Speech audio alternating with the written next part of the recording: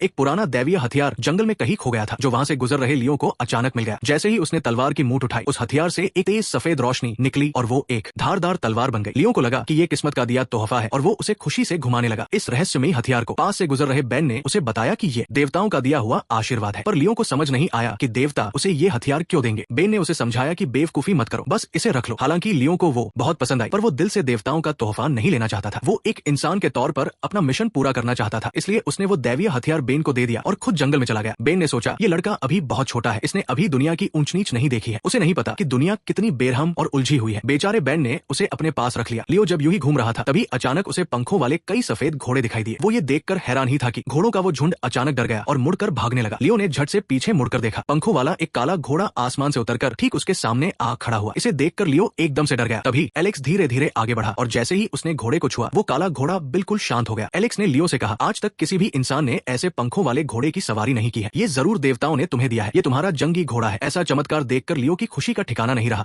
जैसे ही उसने इस घोड़े को काबू करने के लिए हाथ बढ़ाया, तभी लियो को ढूंढते हुए आए उसके साथियों पर अचानक हमला हो गया। हमले में एक सिपाही ने मौके पर ही दम तोड़ दिया। उसकी दर्दनाक चीख सुनकर सब लोग चौंकन्ने हो गए। मदद की पुकार सुनकर लियो तेजी से उस जगह पहुंचा, लेकिन वहां उसने देखा कि एक दानव ने उसके साथी के 2 टुकड़े कर दिए थे। हेडिस के बहकावे में आए बूढ़े राजा ने लियो को सोचने का कोई मौका नहीं दिया और सीधा उस पर हमला कर दिया। वो ज़्यूस के नाजायज बेटे से इतनी नफरत करता था कि उसके टुकड़े टुकड़े कर देना चाहता था। इस बार वो पहले लियो की जान लेना चाहता था और फिर ज़्यूस से बदला लेना चाहता था। अगर कोई आम इंसान होता तो पल भर में मारा जाता, लेकिन लियो के अंदर आधा खून देवताओं का था, इसलिए उसकी शारीरिक ताकत आम इंसानों से कहीं ज्यादा थी। उसे जल्द ही मौका मिल गया और उसने तलवार निकालकर मुकाबला किया, पर उसने अभी अभी लड़ना सीखा था, इसलिए वो उस अनुभवी बूढ़े राजा का सामना नहीं कर सका। राजा ने अपने तेज दांतों से उसकी बाह को बुरी तरह जकड़ लिया। लियो दर्द से चीख पड़ा। हालांकि उसके साथी वक्त पर पहुंच गए और उसे बचाने के लिए तीर चलाने लगे, लेकिन उस बूढ़े राजा को हेडिस से और भी ज्यादा भयानक काली शक्तियां मिली हुई थी। वो अब एक मामूली इंसान नहीं रहा था। उसके शरीर पर दर्द का कोई असर नहीं होता था। सबने मिलकर उस पर हमला किया, फिर भी वो उस आधे जानवर का मुकाबला नहीं कर पाए। पलक झपकते ही आधे से ज्यादा साथी मारे गए। जमीन पर बैठे लियो को भी उसने एक हाथ से उठा लिया। ऐसा लगा जैसे वो उसका सिर कुचल देगा। तभी इस मुश्किल घड़ी में बेन ने अपनी तलवार से राजा का एक हाथ काट दिया। उसे दर्द तो नहीं हुआ, लेकिन वो कमजोर पड़ गया था। उसने सिर्फ अपना गुस्सा दिखाने के लिए एक जोरदार दहाड़ लगाई और फिर तेजी से मुड़कर वहां से भाग गया। लगता है ये बुढ़ा भी कोई लोहे का नहीं बना है। ये जानने के लिए कि वो दानव कौन था, सब लोग तुरंत उसका पीछा करने लगे। किसी ने इस बात पर ध्यान नहीं दिया कि वो कटा हुआ हाथ एक शैतानी केकड़े में बदल गया और तेजी से जमीन के अंदर घुस गया। वो बटकर अपने मालिक के पास भागने लगा। उसके खून के निशान देखकर सब लोग खून के धब्बों के पीछे पीछे एक पुरानी खंडहर वाली जगह पर पहुंच गए। बेन ने देखा कि आगे का इलाका बहुत पेचीदा है। उसे किसी जाल का डर था, इसलिए उसने लियो को पीछा छोड़ने की सलाह दी, लेकिन जीत बहुत करीब थी। लियो भला इतनी आसानी से कैसे पीछे हटता, इसलिए वो 3 टीमों में बंट गए और बूढ़े राजा के टपकते खून का पीछा करते हुए उसे घेरने लगे। अपनी जान बचाकर भाग रहा बूढ़ा राजा अचानक सैनिकों के हत्थे चढ़ गया, लेकिन कौन सोच सकता था कि इस बुढ़े के कटे हाथ से जमीन पर गिरा काला खून पल भर में एक विशालकाय बिच्छू को पैदा कर देगा। बूढ़े राजा ने इस भगदड़ का फायदा उठाया और वहां से भाग निकला। ठीक उसी वक्त दूसरी तरफ भी एक जोरदार धमाका हुआ। एक और खौफनाक बिच्छू रेत को फाड़कर बाहर निकला, जिसका आकार एक ट्रक जितना बड़ा था। किसी ने नहीं सोचा था कि वो शैतानी बिच्छू इतनी जल्दी कई हिस्सों में बंट जाएगा। ये देखकर सब हैरान रह गए। इतने बड़े दानव के सामने सबके पास अपनी पूरी ताकत से लड़ने के अलावा कोई चारा नहीं था। दूसरी टीम ने भी हिम्मत जुटाई और सीधा उस बिच्छू पर हमला बोल दिया। शुरू में दोनों मिलकर अच्छा तालमेल दिखा रहे थे और उन्होंने आसानी से बिच्छू के 2 पैर काट दिए, लेकिन गुस्से में आए उस विशाल बिच्छू ने पूरी तरह से पागल होकर हमला करना शुरू कर दिया। उसकी ताकत इतनी बढ़ गई कि दोनों उसका सामना नहीं कर पाए। तीसरी टीम का हाल तो और भी बुरा था। जब उनका सामना उस बिच्छू से हुआ तो वो अभी मरा नहीं था। थॉर ने दांत भींच लिए, लेकिन वो हार मानने को तैयार नहीं था। इस जिद्दी सांड को मनाना नामुमकिन था, तो एलेक्स को बाहर जाकर ठंडा पानी लाना पड़ा ताकि उसका गुस्सा शांत कर सके। पर तभी एक जादूगर शिकारी तंबू को खाली देखकर चुपके से पीटर के जख्म देखने अंदर घुस आया। उसने अपनी जादुई छड़ी घुमाई, नीली आग जलाई और उस आग को अपने हाथों से उठाकर सीधे पीटर के जख्मी हाथ पर रख दिया। टेंट के अंदर से जानवरों जैसी चीखने की आवाज आई। हलचल सुनकर बाकी लोग फौरन उसे रोकने के लिए अंदर भागे। उन्हें लगा कि जादूगर शिकारी उसे नुकसान पहुंचा रहा है। उन्होंने बिना कुछ सोचे समझे उस जादूगर शिकारी से हाथापाई शुरू कर दी। एक सैनिक को हराने के बाद जादूगर शिकारी अचानक रुक गया और अजीब सी भाषा में कुछ बड़बड़ाया। किस्मत से साथ में चल रहा एलेक्स उसकी वो अजीब भाषा समझ गया और उसने सही समय पर झगड़ा सुलझा दिया। उसने सबको बताया कि जादूगर शिकारी काले जादू को मानते हैं, जिसकी वजह से उन्हें देवताओं का श्राप मिला है। इस श्राप ने उन्हें अपना शरीर छोड़ने पर मजबूर कर दिया और अब बस उनकी आत्मा बची है। भले ही उन्हें हमेशा की जिंदगी मिल गई, पर उनकी आत्मा हमेशा के लिए इस जले हुए शरीर में कैद हो गई है। वे एक देवता के बेटे का इंतजार कर रहे हैं और पीटर ही वो इंसान है जो इस श्राप को तोड़ सकता है। उसने कहा कि वो देवताओं के राज को खत्म करने में पीटर की मदद करेगा ताकि उसके लोगों का श्राप खत्म हो सके। जैसे ही उसने अपनी बात खत्म की, पीटर टेंट से बाहर निकला। सबने देखा कि उसके शरीर पर जो जख्म थे वे तेजी से भर रहे थे। तब जाकर उन्हें यकीन हुआ कि उनकी टीम में एक और ताकतवर साथी जुड़ गया है। एक सुबह बेन गुस्से में पीटर के पास आया और आते ही उस पर बरस पड़ा। उसने पीटर को खूब खरी खोटी सुनाई। उसके पास देवताओं का दिया हुआ सबसे शक्तिशाली हथियार था, पर वो उसे किसी भी कीमत पर इस्तेमाल नहीं करना चाहता था। उसकी इसी जिद की वजह से एक एक करके टीम के साथी अपनी जान गंवा रहे थे। ऐसे खतरों के सामने आम हथियार किसी काम के नहीं थे। बेन ने पीटर को बहुत समझाया कि एक देवता का